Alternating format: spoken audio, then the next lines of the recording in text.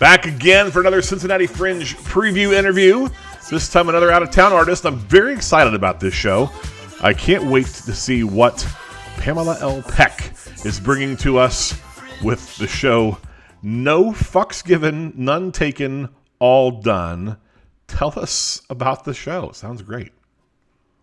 Sure. I call it an interactive, dark, TED-esque comedy where it's about the BS of toxic positivity and social norms too many of us hide behind.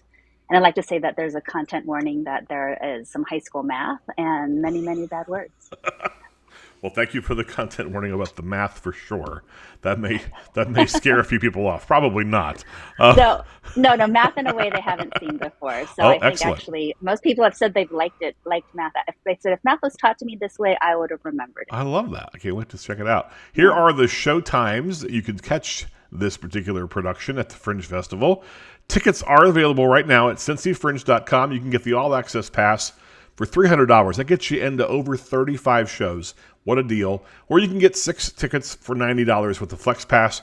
Or if you just want to see one, which seems crazy to me, but you could do that too for $18.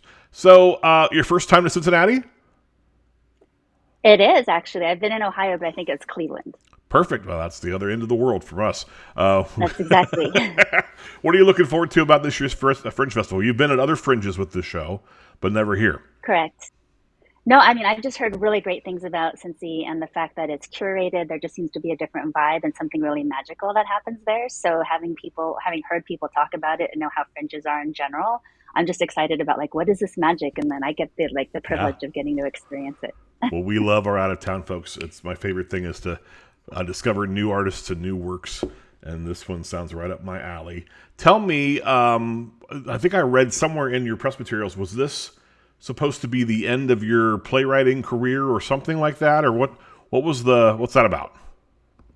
Yeah, it's a little tragic, actually. So a couple years ago, for many years, I've been dealing with some medical issues, which I've mainly kept under the radar just because people want to know what is it, and then they can label it, and then I get a lot of pity, which I don't want. Yeah. I want to feel empowered, and for me, it's about how do we get people to talk to one another. Sure. So I've always been writing, and as a way to process through the fear and all of the emotions behind it.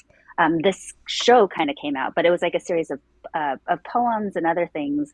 And then I decided, okay, maybe let's put this into a show. Let's get self-expressed, feel empowered versus disempowered.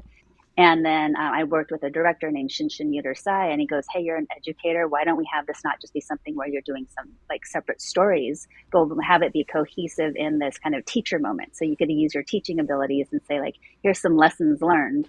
And he goes, what really is behind this? And that's where the title came from, which was, oh man, this is so not generous or inspirational. These are really my final words. And it was more my earnest want for myself and the world of how do we show up and be there for one another? Yeah. So it wasn't just an attack to anyone else. It was even to myself, where could I be better? And why am I not doing that now? Wow. I love that. What do you hope audiences take away after they see the show? Oh, well, I think laughing at ourselves, because I think so often, I feel the world is getting more and more polarized, and then we're always pointing the finger somewhere else. But I like to say, hey, all of us are complicit. All of us are doing things that are contributing to the problem in little funny ways. And if we can learn to laugh at ourselves and see our humanity in other people, I'm hoping that that's a way for us to start letting go of some of the rigidness or the rigidity that we've all kind of been developing to keep ourselves safe. So my hope is laugh, and also, hey, maybe I can do something different as a result. Love that. Well, I can't wait to see the show. I think it's going to be amazing. It's part of Cincinnati's Summer Theater Party. The Cincinnati Fringe Festival runs from May 31st to June 15th. Check out the show, No Fucks Given, None Taken, All Done by Pamela L. Peck. We'll see you in a couple weeks.